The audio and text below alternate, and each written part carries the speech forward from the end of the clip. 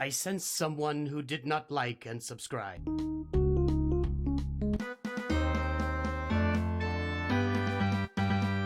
Hello there and greetings, everyone. It is I, your beloved Star Wars dad, beloved by all near and far and wide.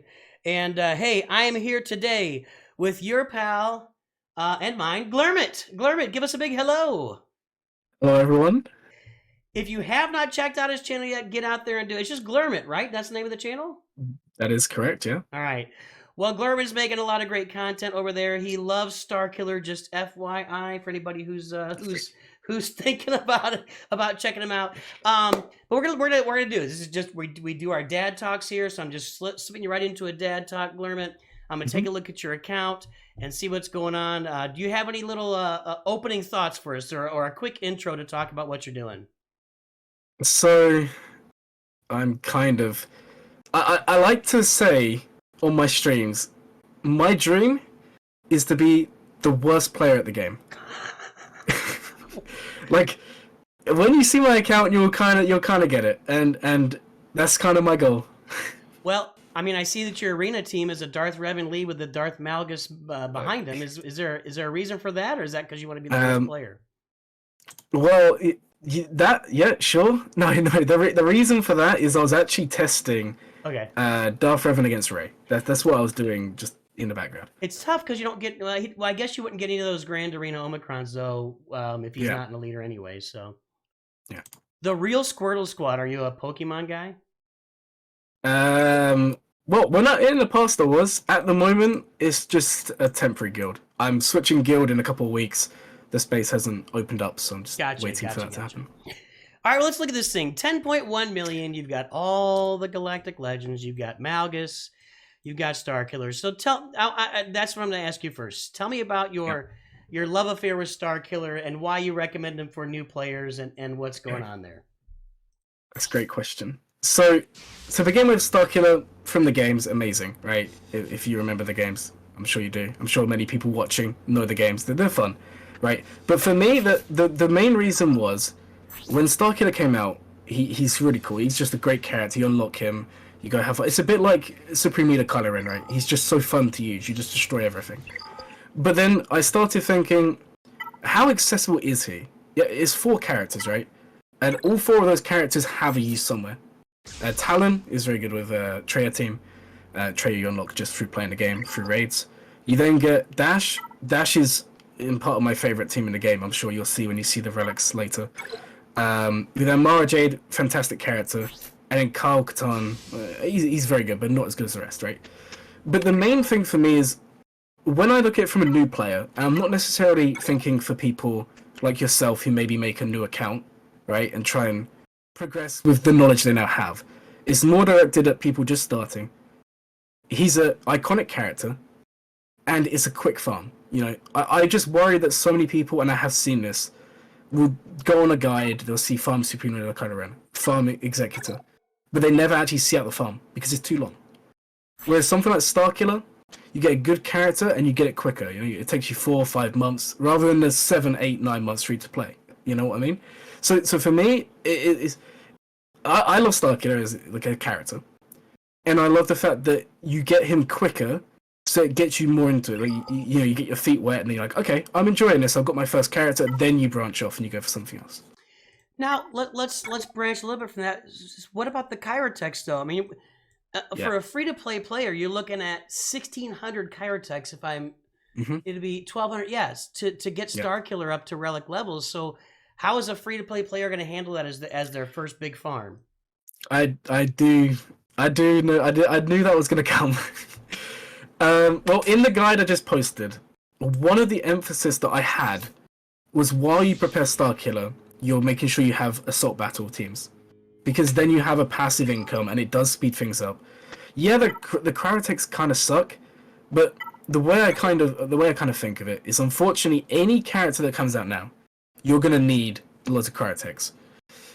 Yeah, it does suck. I can't really say anything else other than that. It's still a quicker farm. So one of my subscribers actually followed my original guide last year. And with unaccelerated drops, so on 1 shard nodes, they did it in under 8 months. Okay. So if they did it in under 8 months from starting the game, I would say with double drops, it should be quicker. But yeah, cryo is painful. You're right there.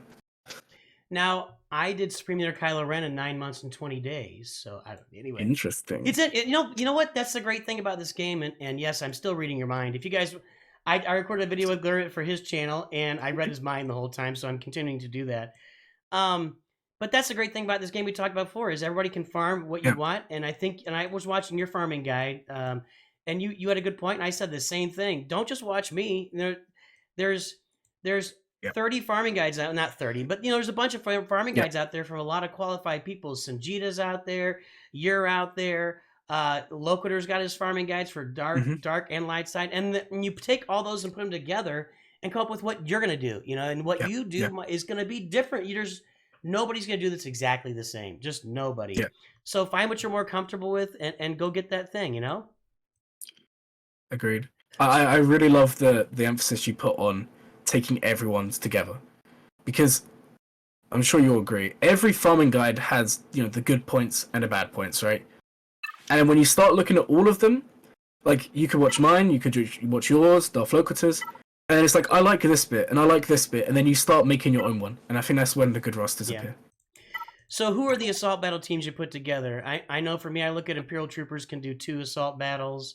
Yep. And you got Vader mixed in there too, because you're gonna have Vader.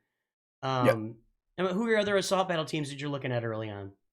So in the plan, we have Malik as an early farm, right?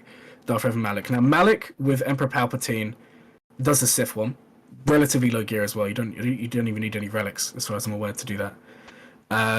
Because I'm only aiming for Challenge Tier 1. It's not like you're aiming for the later tiers to begin with. Imperial Troopers do 2.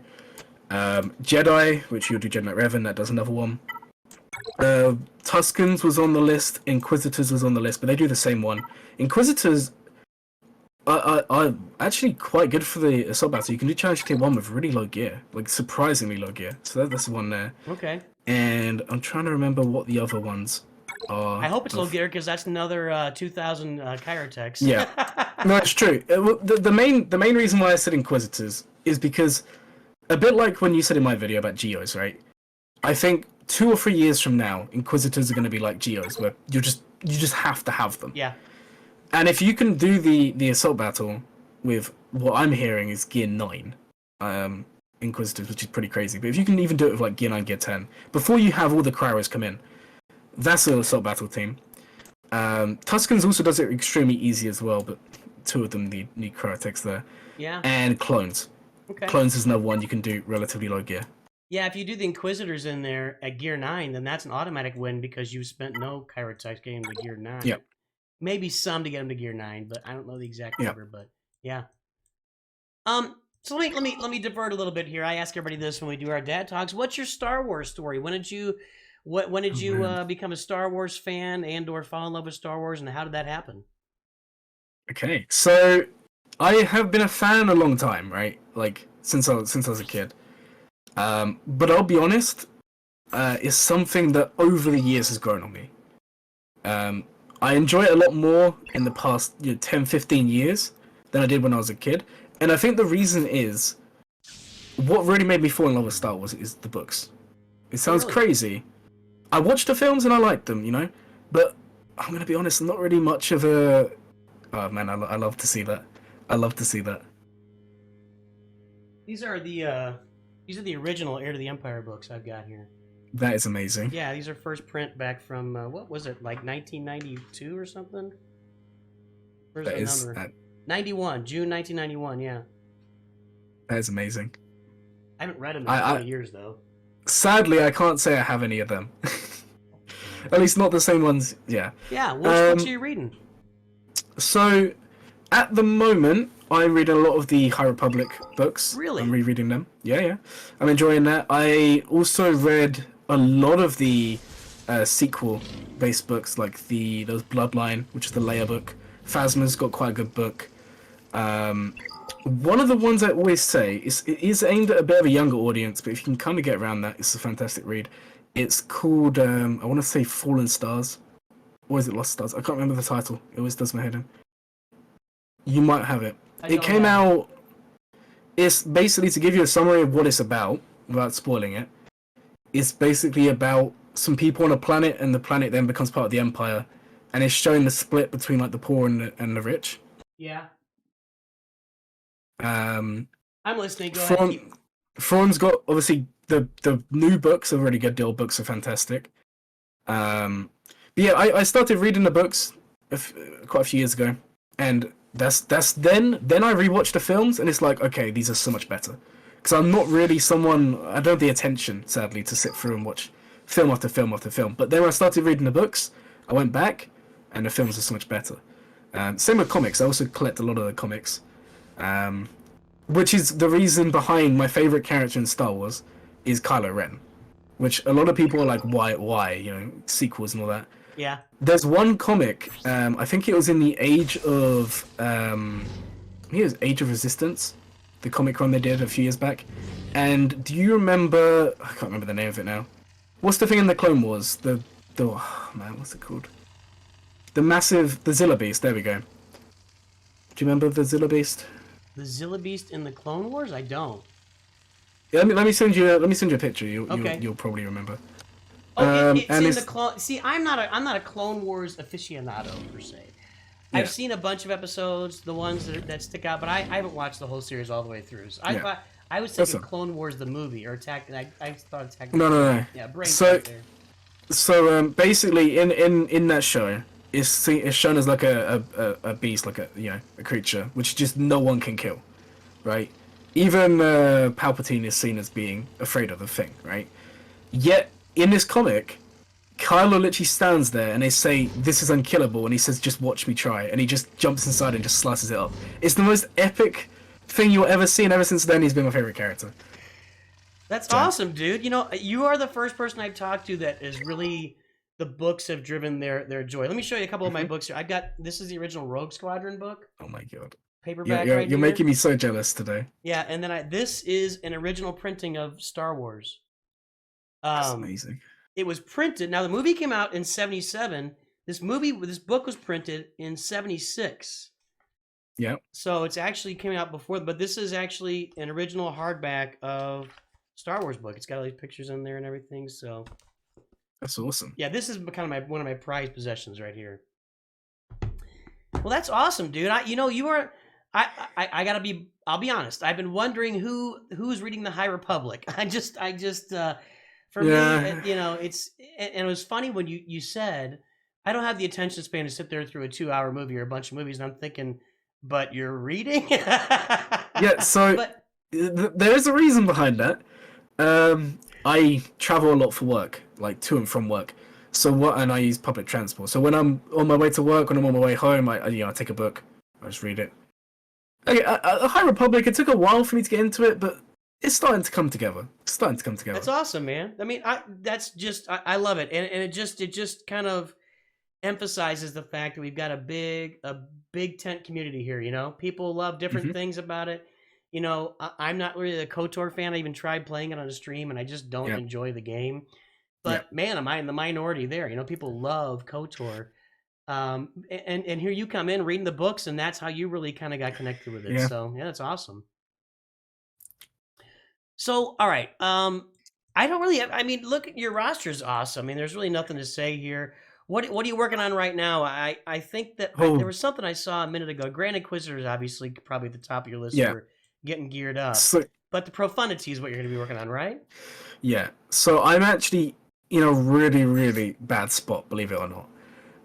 So I had to take a short couple-month break a few months ago because of work. It was the work I do is very seasonal, so it was very busy. I had to stop, and my account was still being played on. I had someone log in and do my dailies and keep it alive, obviously. But nothing really progressed. So I came back, I unlocked Jabba. Jabba's ult I finished last week. So I got my first Grand Arena using Jabba's ult this Grand Arena. I missed out Profundity, I'm working on that. But this month, I unlocked Grand Inquisitor, Maul, Trench, and Jabba. Now, just for context, Maul needs 3 Zetas, Jabba needs 6, Grand Inquisitor needs 3, and Trench also needs 3. So I have no Zetas at all. So I'm kind of like, what do I do? Like, it's the reason why I'm always only at gear 12, because he's only just got 2 Zetas. I haven't really felt like pushing him up. So I started doing some other stuff. So, for example, if you was to look at my resistance, you'll see that I've got an R9 Finn. I'm now one of like a select few. I think it's like 27 in the world. If you take a look at his health, though, I am currently #1 in the world for health on Finn. Nice. Which is pretty cool. So I like, you'll notice I do a lot of weird R9s. It's mainly just for content creation reasons, because you can do some pretty fun stuff. But in terms of what I'm farming, profundity, and then I'm gonna push for the raid teams. And now that we have the information, I think it's gear 12 to entry level, relegate for high end level. So I need to take at least 1 or 2 of those teams up to R8. That's my plan. But there's so much to do. You know, there is so much to do, and it's kind of something I'm really kind of thinking about, because you're gonna have all these raid teams.